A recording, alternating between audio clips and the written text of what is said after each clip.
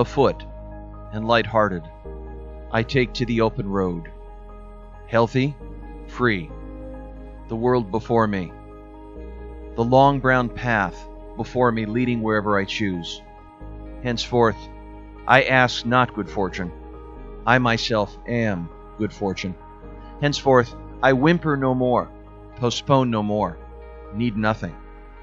Done with indoor complaints, libraries, querulous criticisms, strong and content, I travel the open road.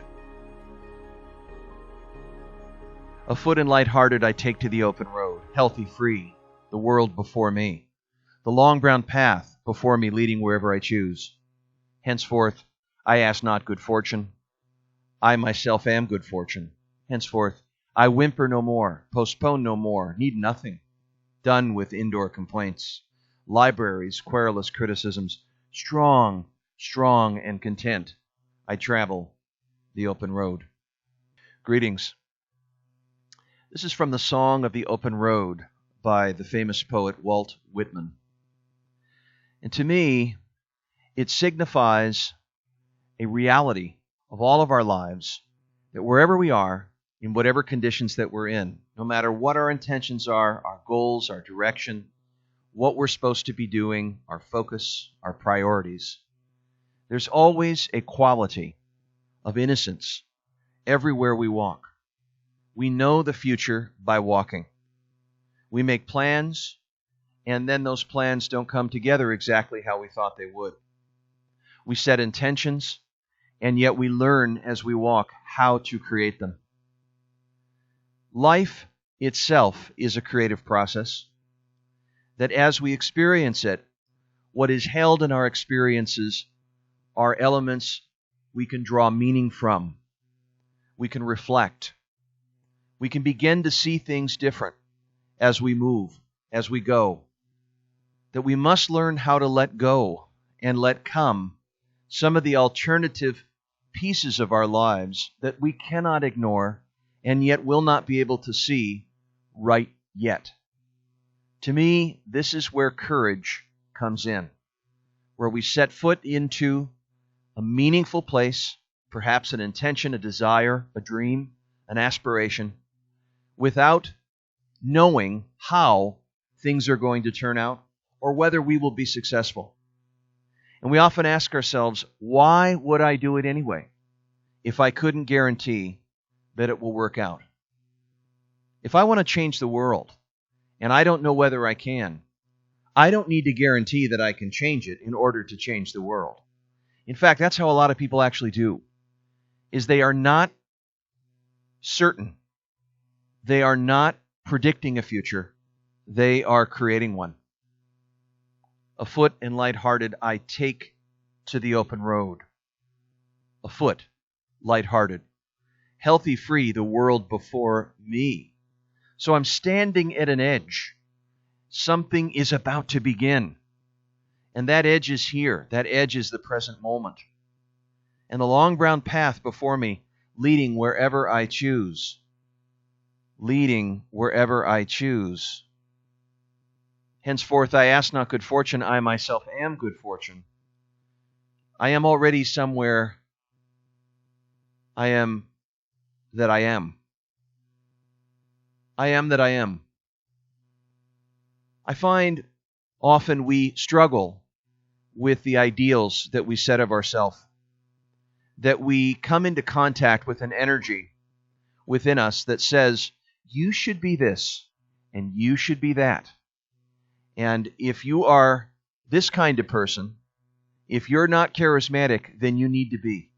And if you're not smart, then you need to demonstrate that you are. And if you're not adequate, then you need to convince yourself in some way, set up some sort of structure that you could convince yourself that you are.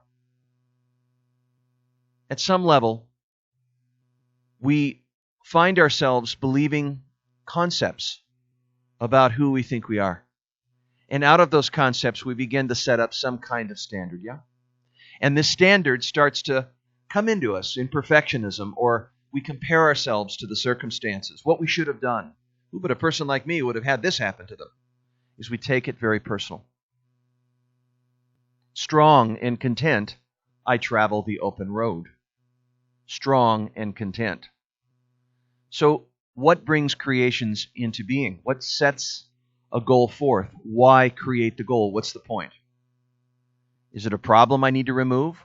No. Is it an ideal that I need to be living up to be somebody? No. It's something I care about a lot. The desired condition, the goal, the outcome, the aspiration, is born from something that we care about. We care about greatly.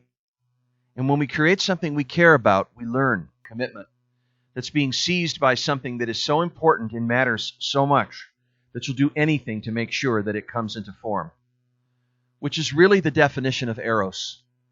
Eros is really the love of something to bring it into form.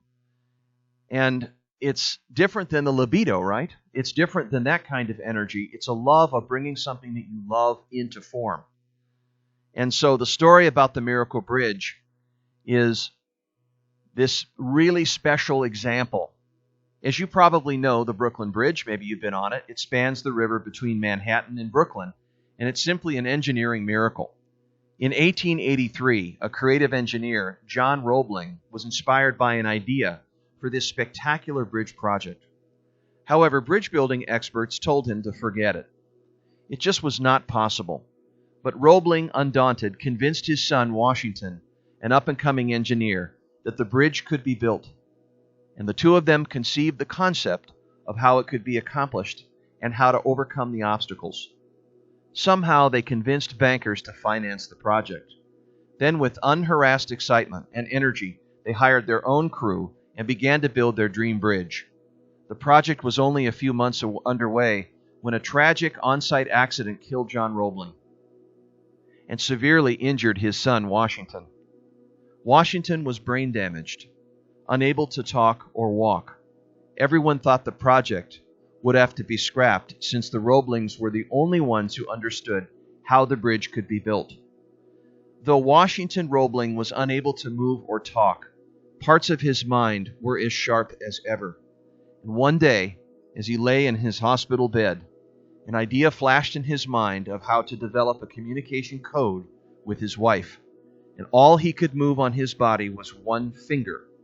So he touched the arm of his wife, Mary, and as he began to work out a tapping code with her, they developed a code which they mutually understood. And for 13 years, he tapped out the instructions for her to tell the engineers how to contribute building the bridge. Within 13 years, and this consistent daily instruction to his wife Mary, the spectacular Brooklyn Bridge was finally completed, and therefore they called it the Miracle Bridge. I think each of us is being called collectively and individually and relationally at this time in history to come and return to a place of deep engagement, to return to a quality of aliveness, of really participating in the great gift of life. What is it that you came for? What are you doing with this wild and precious gift of life that you've been given? And so it is a process, I think, of restoration. Restoration of wonder and curiosity. Restoration of love out of a defended heart, an armored heart, and hurt and wounding. Restoration beyond the cynicism. Restoration of setting aside or cutting the cord on the fear that stops you, but rather learning how to be afraid. And indeed, you are afraid at times, but you're not peeing your pants, and no one has a gun to your head. And so sometimes, I know I do, I buy into my fear. It's just a story. It's something I'm making up about something trying to get me around the corner. It's not real. It's not true danger, but rather envisioned danger, and it is not helpful for me to act on it or avoid it in any way, yeah? And I know that you have those same things because we're human beings. We share that fear. But you hear a story about Washington here, about what this person did, and there was just no place for it. There was just the love for the creation and the current reality of his setbacks. In working within those 2 points, it gave rise to a code that was created to resolve the tension, and that code became the channel, the communication channel to complete that bridge and bring into being the original vision that Washington and his father had from the get-go.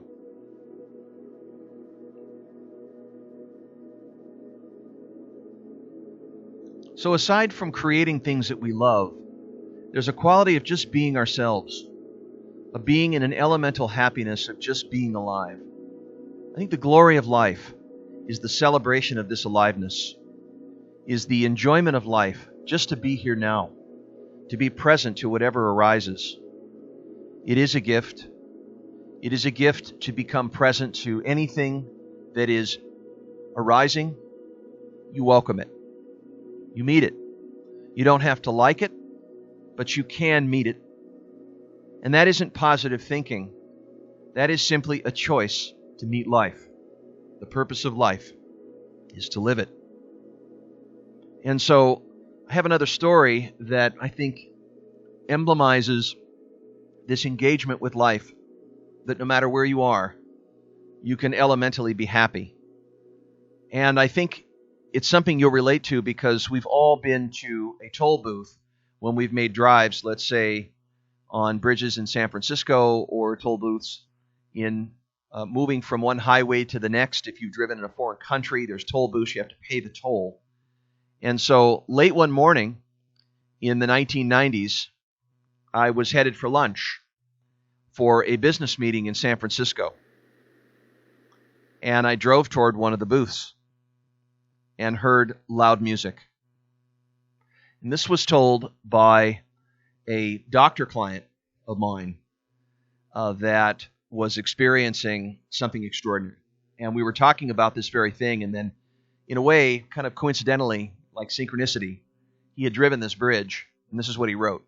He was talking about this morning in the 90s. He said, it sounded like a party as I was driving through one of the booths. I heard all this loud music, or like a Michael Jackson concert, he says. And he looks around, and no other cars with their windows open, no sound trucks. He says, I looked finally into the toll booth, and inside this man was dancing. And I asked, what are you doing? And he said, I'm having a party. And I said, the doctor said, but what about the rest of your colleagues? And I pointed to the other toll booths that no one is dancing there. And the man said, they're not invited. So the doctor said, well, I had a ton of other questions for him, but somebody in a big hurry to get somewhere started punching his horn behind me, and I drove off. But I made a note to myself to find this guy again. There's something in his eye that says there's magic in his toll booth, and there's magic in his life. So months later, the doctor commented again, still loud music, still having a party again. What are you doing? And the man said, oh, I remember you. You're the doctor from last time. Well, you see, I'm still dancing. I'm still having the same party. And the doctor said, but look, what about the rest of the people? And then the doctor started to point at the other toll booths. And the man said, well, what do they look like to you? Those toll booths. And the doctor said, well, they look like toll booths. And the man said, no imagination, no imagination. And the doctor said, okay, I give up. What do they look like to you? And the man said, vertical coffins. Vertical coffins. And I said, what are you talking about? And the man said, well, I can prove it. 8:30 every morning, the people get in and they die for 8 hours. And at 4:30, like Lazarus from the dead, they remerge and go home. And for hours, for 8 hours, their brain is on hold, they're dead on the job, and they're going through the motions. And the doctor said, I'm amazed. This guy had developed a philosophy, a mythology about his job. I couldn't help asking the next question. Well, why is it different for you? You're having a great time. And he looked at me and he said, I knew you were going to ask that, he said. You see, I'm going to be a dancer someday. And he pointed to the administration building. My bosses are in there, and they're paying for my training, you see. 16 people dead on the job, and the 17th, in precisely the same situation, figures out a way to live it. Truly engaged. And that man was having a party where you and I would probably not have lasted 3 days. The boredom. Well, he and I did have lunch together, the doctor said. I don't understand why anybody would think my job is boring. the man said. I have a corner office, glass on all sides. I see the Golden Gate, San Francisco, Berkeley Hills, half the Western world vacations here, and I just stroll in every day and practice dancing because, you see, I'm going to be a dancer someday. This is the origin of the creative fire. They call it the fire that takes no wood. But regardless of my circumstances, what has heart and meaning for me? That's the question. And where am I being inspired? Where am I being challenged? Where am I being surprised? Where am I being touched and moved in my life? Because where I'm being touched and moved by my life's experiences, my heart is still open and I'm still alive. And where I'm being surprised and amazed, my mind is still open and I'm receiving and I'm gathering insights. And where I'm challenged beyond the familiar is my soul is open to live into the mystery, to experience life that brings life. So this year, this upcoming year, what are you planning to do? Maybe it's time to look back on the year that just came in. Look back on the last 12 months and look at what did inspire you. What inspired you most? What came to your door? What challenged you beyond the familiar? What amazed you? What astonished you? What touched you? What moved you? Because you will have a relationship with you all your life. It's the longest relationship that you'll ever have. And then second is the divide that you cut between you and other. The vulnerability and intimacy that's possible when you engage with others to see into you, into me see.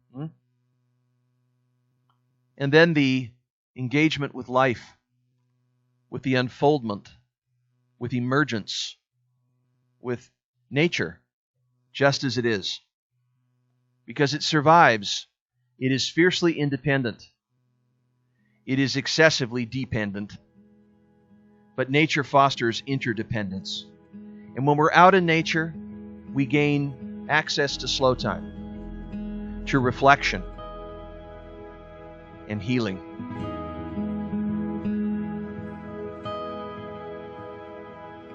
So most of the actions that you take, the decisions that you make, they're guesses. You don't know why. You don't know fully why. And so you set an intention, and then you make room for wise innocence. Wise innocence. Wise innocence is the part of you that you regulate that is certain, that you cannot know. As a matter of fact, the more that you make room in yourself, the more that you can be filled with the non-adjacencies of life. So you'll go on to the next moment, and now you see why. You'll go on to the next moment, and now you'll see why. Because, in a way, all the doing is knowing. It's about the realization of your living in that the moment that you're in is the only one that is valid right now. If you were to expect it, then you would try to govern it with what you expect. Intention is not expecting. Intention is an aim. It's just simply knowing what matters to you. You walk in with that at the center of your awareness. And then as you go, you'll see why. But you'll look back, you'll see why.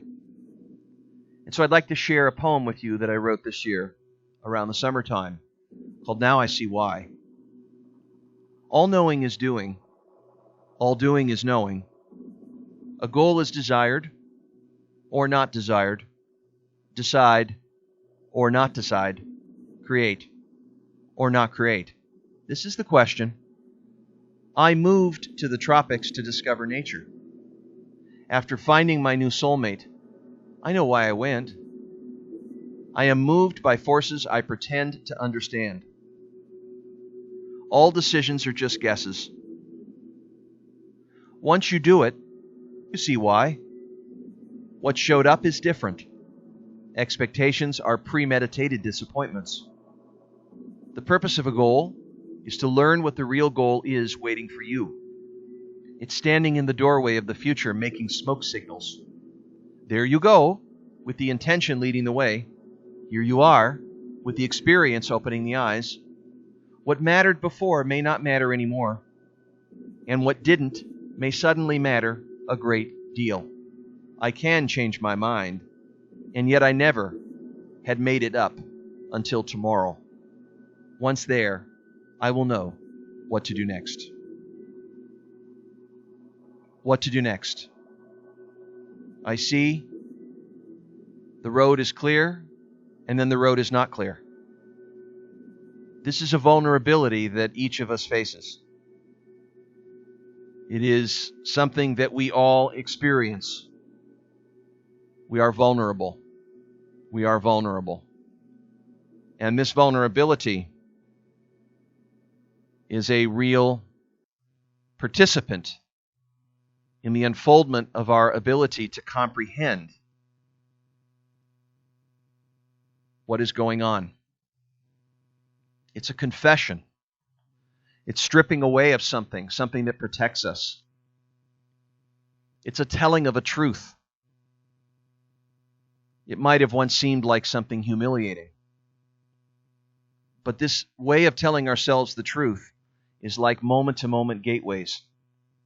It's an entrance to solid ground. It's like a first step home. Because to confess to yourself that you are not sure, that you are in the mystery, makes room for fallibility. That's the faith conversation. So it's to free yourself from certainty. Because you may have a lot of it, and the more experience that you have, the more inexperience we must learn to maintain. If you don't empty the cup, then there is no room for more to pour into you. And so there's a deeper allegiance, a greater dedication to something beyond the mere threat of the desolation, of something that shuns you, of isolation. Because the confession is to declare yourself ready for a more courageous road, to take to the open road, strong and content, one in which a previously defended identity, the one that you thought you were, you can no longer survive that identity at this threshold. It's being stripped away. Even when you don't see that, it's becoming irrelevant because you're being changed. You are evolving. That's not a distraction. That's an inclusion. It's essential.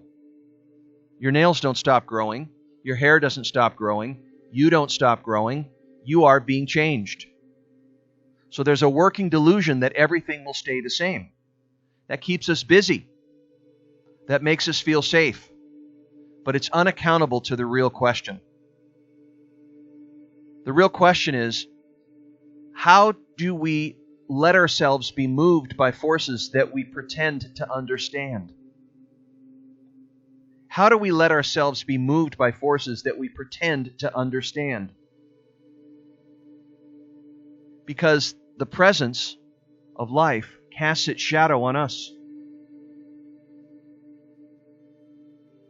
That's what being fully human is to live with our shadow and to understand how human beings live at that frontier between light and dark and to approach the central difficulty. There is no possibility of a lighted perfection in this life. That attempt to create it is often the attempt to be held unaccountable, to be the exception, to be the one who does not have to be present or participate, and therefore does not have to hurt or get hurt.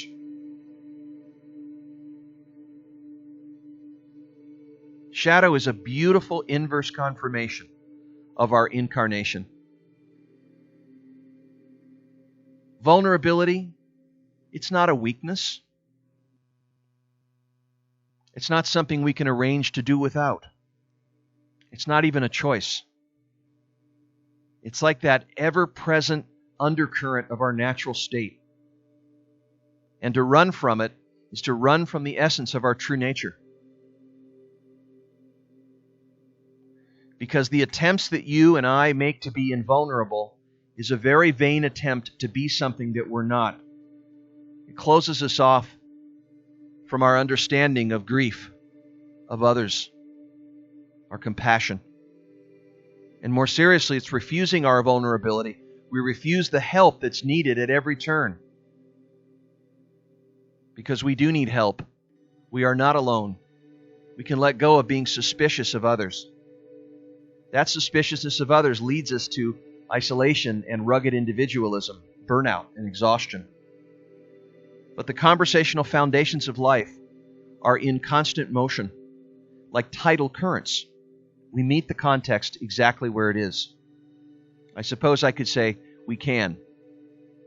And we have a temporary, isolated sense of power all the time, over all events. I think honesty is becoming clear how powerless we really are. Does that mean we just throw our hands up and just let God take over? Does that mean we just say, well, I'll just go for the divine will. I'm going to turn in my chips.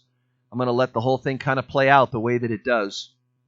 Not really, because you've been given the faculties and the gifts, the intentions, the ability to create, to be resourceful. That is your birthright.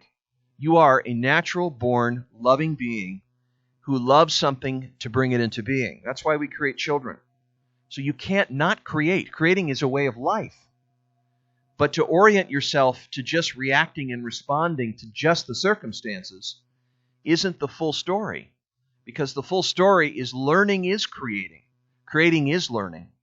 And the only choice that you have as you mature is to inhabit the vulnerability of moving into the next moment and reporting what it is as best you can to yourself.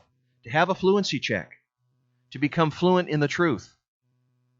Because then you become larger and more courageous and a bit more compassionate, a bit more connected, with a little more intimacy to the possibility of disappearance. Tomorrow morning you may wake up and someone dies in your life. You may not be here. That's the intimacy. That's the troublesome quality of life being where it is. It is messy therapy. And your choice to inhabit vulnerability as a generous citizen of potential loss, to move into that fully, is being fearless, is learning how to be afraid. It's not that we're overcoming fear, but rather making contact with it to find the juice within it. That is the gateway of existence. And that we come to terms with how deeply afraid we really are as we attempt to enter that place, knowing how much we do not want to risk ourselves, but never walking fully through the door. We cannot know how things are going to play out. We are being moved, we are being changed, we are being surprised, we are being inspired, we're being touched, all that. That we are able to be changed. So when you go up the mountain and you make the climb, you come back down, you take a journey. You left something at the bottom, you go up there, you cross a threshold, you come back and incorporate into the world in which you left. Something is playing out through you. You are the vessel. But at the same time, something is within you to intend, to crystallize, to hold the fire, and to create out of it. Sometimes it's between you and the dream that you hold. Sometimes it's the way someone else relates with you, loves you the way you love them, and the construction that comes out of being together, community. Sometimes it comes out of being a witness and an observer in nature itself, where the whisper, the little seed from the silence, becomes the branch, and you begin to crystallize a future possibility like cracks shining in from the future that needs exactly what this moment is right now, this breakthrough, this insight, to see differences, to live with the non-adjacencies of life. Yes, it is to be a bit more adventurous and live a bit more dangerous than the past. One of the most beautiful places that I witnessed this life on its terms was the Bay of San Gabriel in the St. Spirit Island of southern Baja California. This is a sacred space. And one morning I had an opportunity to walk along the waterline in this beautiful white sand bay where I was experiencing the call of nature, where I could hear it in its own voice and had that very felt sense of integration, of feeling so connected to something profoundly peering in, happening, making itself up, while I was participating in knowing, in the deepest knowing of my soul, what I needed to be doing. It was a deep peripheral listening. And I wrote this piece called The Tides of San Gabriel. Touching the white sand bed, the waves gently brush in to chase the sun. Touching the white sand bed, the waves gently brush in to chase the sun. The Bay of San Gabriel preserves the wisdom of a spirited saint. Sea turtles plan their offspring for another generation. Air all around is detectable in smaller spaces. Universe and mind are aligned at the gateway of silence. A torrential gap is seeking movement and narrowing its gaze on the water. The tides of time seek to fill the curvatures of the leading sand corridor, corralling and ushering into the tide pools. An ovarian delta is seeded by an ominous flow, as if the mouth of the sea blows gently through like a pipe cleaner, and the incoming push takes the path of least resistance. The growing womb of water invites all to enter. San Gabriel, teach me how to breathe inward as you do and let go. I see your face in the corridor coming to be, and I sense your loving presence in the wet drops in the wind. In communion with the sky, breathe in and welcome everything new. Breathe out and say grateful words for what came before. The turtles have left their eggs to the mystery. Faith belongs to the great way. Yesterday stays behind. The water knows where I am. Tidal time is like a spreading love, and the observer within is purified by tears of Mother Earth's sea song. The soul holds the space. As the water is taken in, once again a remembrance is forgotten. The crab nestles in for the day, into the night. She crawls where the water takes her. She knows just the time to move or rest. Carpe diem, I whisper. Carpe diem, in my next tidal breath, filling my lungs. All things outside are inside right here.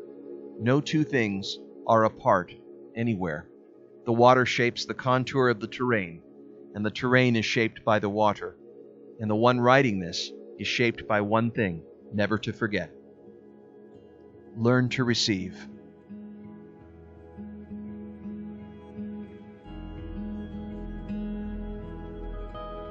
We are changed deeply by the life that's here. I know you, I know I have had profound experiences of times when something we were never expecting seemed to come together in a way that had its sort of signature on what we were wondering, or a question that we were holding, something we were trying to resolve. It's as if when we set a goal, somehow unforeseen forces come to our aid. It's unfortunate that people that fall into their fear and obey their fear so much, when they compromise their life spirit, when they lower it into something and they do not stay true to themselves, they lose a quality of their own aliveness. And yet there's so much help, invisible help, that's out there, where the universe is actually a very helpful player in the process of something that is trying to come about, something we're creating or something creating us. And so I had an opportunity to reflect on this one beautiful excursion near the Bay of San Gabriel, where the saguaro cactuses grow, somewhere between La Paz on the Baja Peninsula and somewhere between La Paz and Cabo San Lucas on the very end, or Los Cabos. And there are some beautiful desert spaces that are in between off the highway. And so I had an opportunity to go down the East Cape on the Sia Cortez side and pulled off the side of the road and had a magical moment, as if this saguaro cactus, with its arms out to the sides, as if it was holding the arms up in the air, something really caught my attention. And so I'd like to share with you these special words called saguaro on a painted sky. It was a beautiful moment. It was a mosaic on a painted sky of all the clouds that were in back of it, as if it were roaring just through itself. This vessel, this saguaro, was channeling this beautiful, beautiful reflection, a silhouette. Standing between light and dark, standing between light and dark, voltage arms reach upward to the heavens. Yes, and thank you. Imbue your courageous presence in my breath of life. Stand still and raise arms high. The world is right here. As if your silhouette alerts my meeting the unfamiliar directly. Looking away, I know you are always there. Your shadow casts upon the tempo of time. To mine, you have no rules or wreckage. To the truth of what there is not yet to know, you begin and end at the top of the head, as if to hold the remembrance of a delicate forever. No sun refuses you if you keep on turning towards the light. Nothing is made for itself and of itself. Wisdom pours into those who turn toward the mystery. Conserve it all and take no more. The world is meant to be a well for it. Take what you need, but watch over the other, for today will be yours to outlast. Keeper of the soul and sundial of sky time, who is to die anyway is forever standing. As if to stay in the cross current for life to unfold, just to lay your imperfections to the Mighty One. It is never to be what the past said. Only roots serve you now in the plays of life. Staying here is the alphabet of your image. Let the earth move as it does. Revelation will continue to be the diligent one. Your flowers come quickly to die back into life, as if to reduce nothing and conserve love. Welcome all like sweet honey pouring out. Welcome all like sweet honey pouring out. To be instant, to be steadfast, to be where things are in the fluency, as if the right words are listening to you. Sometimes you learn by what you say, because what is being said is something moving through you. And those words are your teachers. In fact, you learn by teaching. Yeah, you learn by teaching. And this learning process is something that is reinforced by the movement of something you know is good, something that you know is right. We draw energy from things we really care about. As loving beings, we care and concern ourselves with something. It's in the context. It's out in the world. It's the world designing something within us, making contact by what we see, and then not see, and then see, and then not see. And as we are awakened by things we see, and then we do not, we become aware of something in ourselves, something that makes contact with an emerging future possibility that needs us to come into reality. We come to the edge. But we don't come there with hope as in things being okay as we want them. Everything will be okay. But we come with a state of mind. We come with a readiness, a fierceness, a fierce attention to show up. Leadership. It is the finest quality of expression that we can access at any moment. To show up. To show up as love. To care. To concern ourselves with other. To concern ourselves with something that matters. It is the very thing, the very quality of loving it for its sake that causes the movement. It is not the achievement and the accomplishment. Yes, those are important hungers, but it can't quench the thirst because the process is an end in itself. That what we get to is not what we planned, but the process by getting there, the itinerary, helped us find the journey.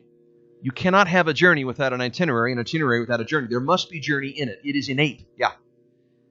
But it speaks to hope. And so I'd like to share with you a piece by Václav Havel called Hope. Hope is a state of mind, not a state of the world. Either we have hope within us or we don't. Hope is not a prognostication. It's an orientation of the spirit. You can't delegate that to anyone else. Hope in this deep and powerful sense is not the same as joy when things are going well, or the willingness to invest in enterprises that are obviously headed for early success, but rather an ability to work for something to succeed. Hope is definitely not the same as optimism. It's not the conviction that something will turn out well, but the certainty that something makes sense, regardless of how it turns out. It is hope, above all, that gives us strength to live and to continuously try new things, and even in conditions that seem hopeless as ours do, here and now. In the face of this absurdity, life is too precious a thing to permit its devaluation by living pointlessly, emptily, without meaning, without love, and finally, without hope.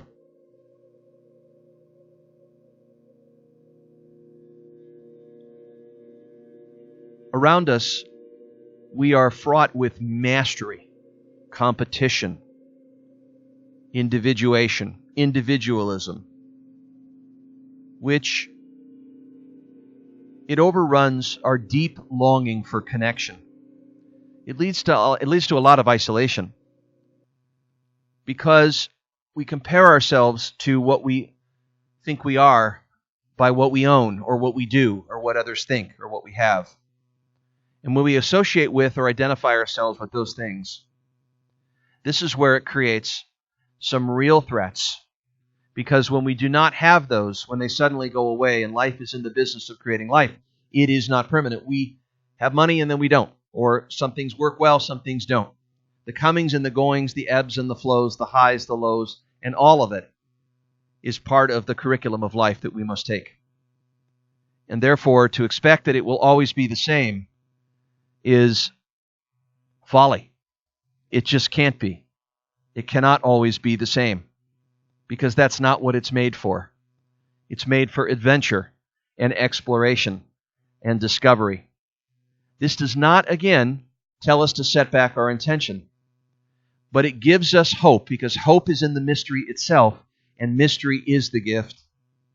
Because we take delivery of something that we did not expect, something new was presented to us, and that very thing is the very experience out of which something can be conserved. We can conserve something through the experiences in the realization of our living. And the coordinations that are made out of what we are conserving is something worth exploring. If I conserve acceptance, if I conserve legitimacy, then I treat every other as a legitimate other. And the journey of being a loving being, loving others just as they are, becomes transcendent. I am changed, I am moved, I am different by what I have conserved.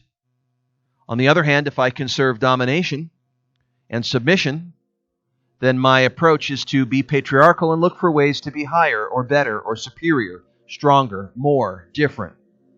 Therefore, I will escalate from those differences, and I'll create some sense of status or security against something that I am not, in an attempt to be somebody, of which it's all just a bunch of delusion. There is no somebody, but I think there is, but there isn't. So what's the matter with being the nobody? What about just being from nowhere, not having a preoccupation with power, but moving from a place of surrender, wonder, curiosity, love, those things, as we move softly with an edge into our experiences? What then? What does that do? Is there really something to do? Well, yes, there is, but it's about where it comes from, because we are learning from something that is emergent, something that does not know itself yet through us. We must step into it with alacrity, willingness, with heart and compassion. Those areas in our lives must touch the true nature of our work, but we have the opportunity to be conscious, to not insulate ourselves from listening, from hearing those really deep kind of soundings of life that tells us what the theme is, the story that's unfolding, and we can get a hold of it as if it were an archetype, or some story that's needing us as part of the plot to come into reality, a larger narrative, a larger system that we are called for, to tap into the places of goodness in us where it's ready to expand, to be able to open up the places of wisdom within us that are ready to expand. Why? Because we're becoming conscious beings. As loving beings, we're becoming more conscious conscious of not having to control or manipulate the life that's here, but rather allow and surrender and to learn from every moment by taking the curriculum of life.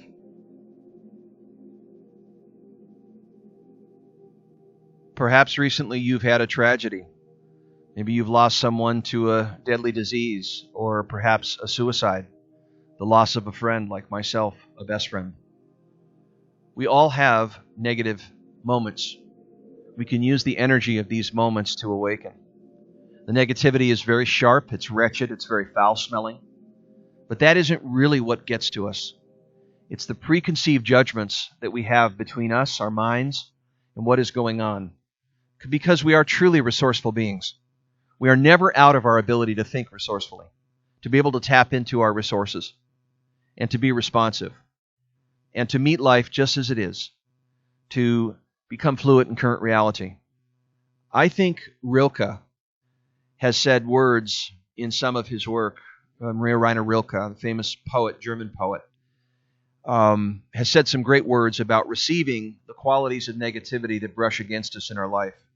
In his work From Sonnets to Orpheus 2:29, The Bell Tower.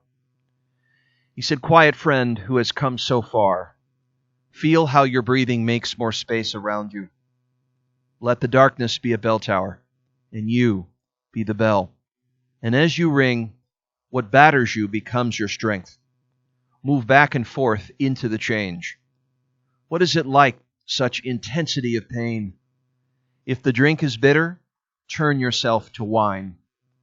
In this uncontainable night, be the mystery at the crossroads of your senses, the meaning discovered there. And if the world has ceased to hear you, say to the silent earth, I flow, and to the rushing water, speak, I am." Quiet friend who has come so far, feel how your breathing makes more space around you. Let this darkness be a bell tower, and you the bell. And as you ring, what batters you becomes your strength. Move back and forth into the change. What is it like, this intensity of pain? If the drink is bitter, turn yourself to wine. In this uncontainable night, be the mystery at the crossroads of your senses, the meaning discovered there. And if the world has ceased to hear you, say to the silent earth, I flow, and to the rushing water speak, I am. This is a reflection on a disruptive change. We all have disruptors in our life. The impact is there. None of us are away from that. We all have hills and valleys. We all have the moments. But we can bring a greater comprehension to these things. These are not matters of the head. These are matters of the soul. To hold space. He also said the hour is striking. I think Rilke gave us a really great way to look at this even deeper when he said, the hour is striking so close above me, so clear and sharp, that all my senses ring with it. I feel it now. There's a power in me to grasp and give shape to my world. I know that nothing has ever been real without my beholding it. All my becoming has needed me. My looking ripens things, and they come toward me to meet and be met.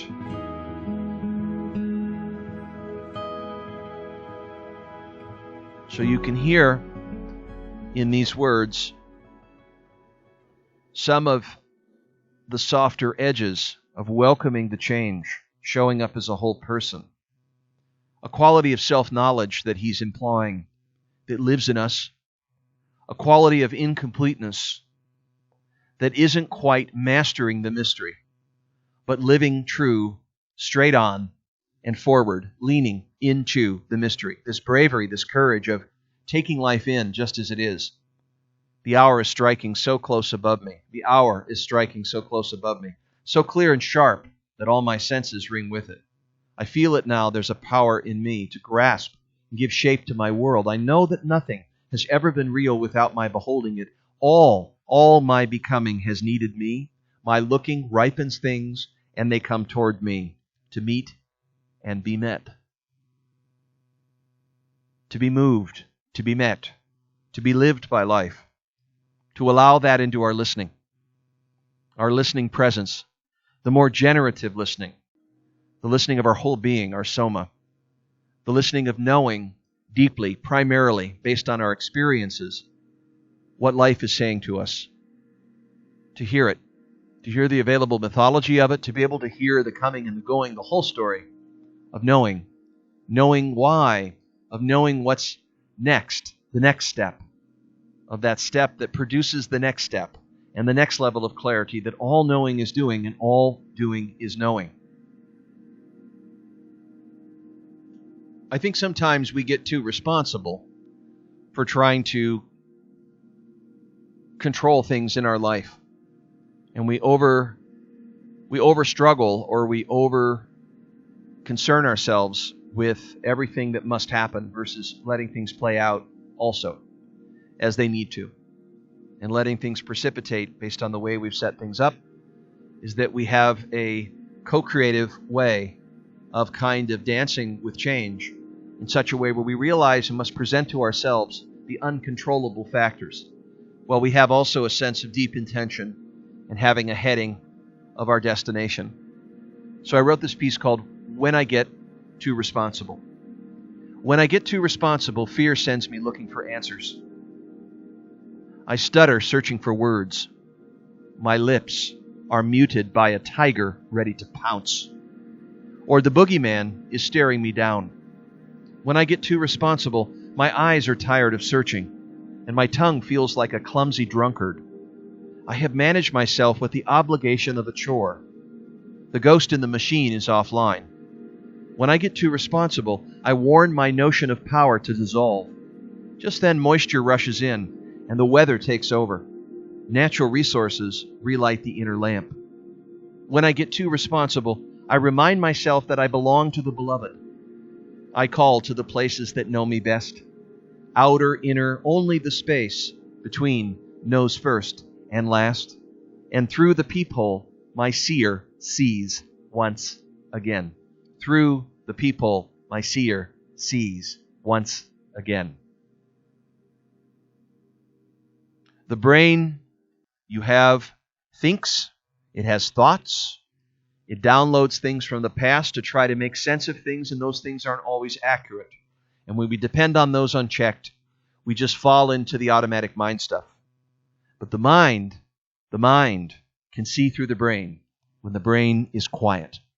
That's why meditation in deep intentional stillness and grounding and reflection is so powerful, in that we can see from a place, our mind, our eye behind the eye, as a soulful person would see through the personality without getting caught in the myriad of reactions and distractions of our personality, our collection, our history, our memory. The only way to change our history is through reflection. Because at some level, we must suspend or regulate our automatic mind stuff. And that comes with the role of awareness, of becoming aware, to suspend our automatic mind stuff, to redirect ourselves back to our source, the places from which we cause our own suffering, and be able to sense what to let go of and where to let something come that's new. This let go, let come, of releasing something clearing, something dying, something needing to end, to help the tides, the current, cross into something ready to be born. The essence of change, the stages of change, to sever from the old world, from something we must let go, to cross a threshold into the world that is now becoming something new, and then allow that newness, that crystallizing of intention to take hold of us, to come fully into itself through us. I think this is what it is as the author gives herself to the work, as the filmmaker gives himself to the film, that this is what it means to immerse thyself. This is what it means to initiate. And this initiation is a quality that is behind it all. It's a perseverance. It's said in this very small piece by Izumi called Although the Wind, Izumi Shikubu, who wrote, "Although the wind blows terribly here, the moonlight also leaks between the roof planks of this ruined house. Although the wind blows terribly here, the moonlight also leaks between the roof planks of this ruined house. That below it all, beneath it all, we are truly good people. and that we have wisdom in us that is the great design element, that knows how to explain to ourselves what is really going on as close to the way we can see it as true. It is to hold space.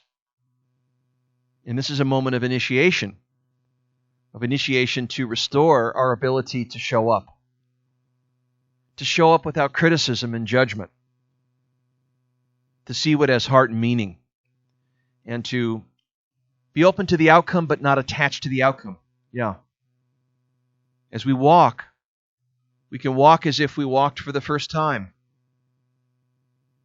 So I wrote this piece called The First Time, and it's a reflection on the initiations of our life when we meet certain moments, quantum moments, milestones in our life that were the watershed moments that could not be downplayed. They were highly significant in opening up possible futures, of initiating us into some new story, some place that references us in the story that we must take hold in and be part of and give ourselves to. The first time is always the one. The first time is always the one. To he who caught my first pitch, standing there I was seen to be great at something. What was given is to be given. To cancel this from the list would cut off a limb. It is to be seen for the first time that makes us whole. Initiation is not the Father's way. A man becomes a man when rewarded by other men for being himself. Perhaps I am fathered by lifetime suppliers. I came to know versions of me beyond the sun. To those who came into my life story, even the insulting ones are teachers. The future needed them to come, as if souls served other souls in my future encounters. Supply lines keep our best in conservation, and many voices come through mine. I am a multiverse living among a network of conversations to and from. Noise and shock, suddenness of loss, de-geniuses the wise one. To return, I must remember the souls that saw me true. Dependence is my way back home. Little by little, I let the world have what belongs in it, because whatever was put in me is to give it. The purpose of life is to open the stream, and the notion of power is absolved into atmospheric order. I am never defined by what I know. All doing is knowing anyway, as all knowing is doing. To reduce the next moment is to overthink it and follow what the future wants to see. This moment, I shall bring the first time into what is next. Life knows, wherever I am. Why has the past been given such a bad name? I got to rid the past. I need to complete the past. The past is like the wake behind the boat. It's not completable. When we realize how incomplete it is, it becomes complete, because we no longer struggle to make it go away. And that's when we make space for it so it can move. We can outgrow it. And so as we reference ourselves more to the present, it means that we cut ourselves from the future of having it be a certain way, but intending it with love and devotion. We cut ourselves from the concepts that we make up about ourselves, the unwanted beliefs that we have about us. We cut ourselves from what others think, because we will never be able to change their minds. We cannot own their perceptions. What they see is what they get. There is true freedom. We cannot find freedom by forcing. We can find freedom by understanding. We can find peace by understanding. If life knows wherever you are, and you're doomed to make choices, and everything the future needs is given to you right this moment, and that you are moved by forces that you pretend to understand, what is this to you? How are you taking this in? What is this getting you to see, awaken to, notice, in how you present yourself in the next moment, how you show up, how you occupy and animate your energy, how you clarify what you say to yourself or what you say is true, and the movement from inside out, from outside in, and from other to other. Movement is caused by something on the way out. If I let go of my past self and just allow it to be the way it is, then I can bring forth whatever capabilities there might have been delivered over the past. I can carry forth lessons in the continuity, the rhythm of life. I can discontinue or die, allow to fossilize the qualities that are on the way out, that I can release.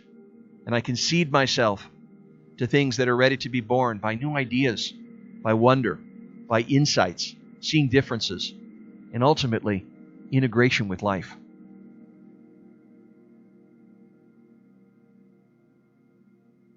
It's like a great time transit. As if I were a time traveler where the qualities that I am experiencing now, whatever it is that you have, the movement, this dancing energy that is with you, is what the future needs. And I experienced this in a piece that I called Time Traveler. It was a moment in the past. It was an alchemy, a dance that seemed so resonant to what the future was needing. There was no question I had that the future was almost peering into the moment and seeing something that needed to be carried forth. I'd like to share it with you. It's called Time Traveler. Tonight, I said to my history, I can feel, taste, smell the movement, the dancing energy as the looks on everyone's faces dance the polkas. The musical impressions are in my delicately and definitely forever. The boundaries of time and space dissolve. The dancers fill my inner room like haunting wind chimes. I am that too. And the vinyl spins as the light shines across the grooves like the moon on the water. So happy to be able to survive this moment with that one kept saved in spiritual heart.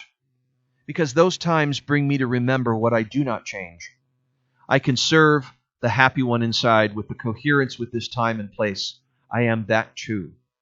The alchemy of the dance and the electricity in the air all shape my animation as if the reconnection tattoos itself in who I am conserved throughout time. And I will not forget this refuge each night. I am made young all over again. I am reminded this place is my place to be. And though time remembered to be appreciated, that you always can return. I am awakened like a time traveler, as the one who knows from where it all came to me. To the world I see now and touch and feel, I am that too. Summertime, and the living is easy. Vaya con Dios, my darling, vaya con Dios, my love. These hymns are my homecoming. I am that too. And blended inside me the language and tones bring responsibility. Seeded I am for all things to be, like the soil vigorously full of life, or water and sun who synthesize my expansions in the leaves. I am that too. To integrate. I am that too. That all things are in me, and I am in all things. I am the ocean. The waters may be rough on the top, but I am the ocean beneath that is aware of the rough waves, and then the calm waves, and then the rough waves, and then the calm waves. But the ocean isn't disturbed.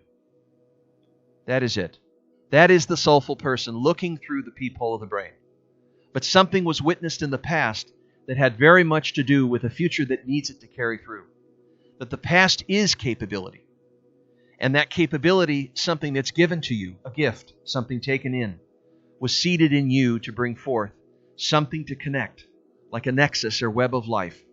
Because we exist within that web of life in a network of conversations. There is nothing central to yourself, but rather every conversation is a little slice of you, a little part of you. Every voice that you've been a part of is a little slice of you, is a little part of you that you live forward into the mystery with. It's brought with you. It comes with you. And there it is. And so, who is it that you choose to be? Who do I choose to be? And that's something I think you have a very interesting inquiry into. Is who is it that you choose to be? It's not who are you. It's not an existential question. It's how do you hold yourself or hold your stance in the world. This is called Who I Choose to Be.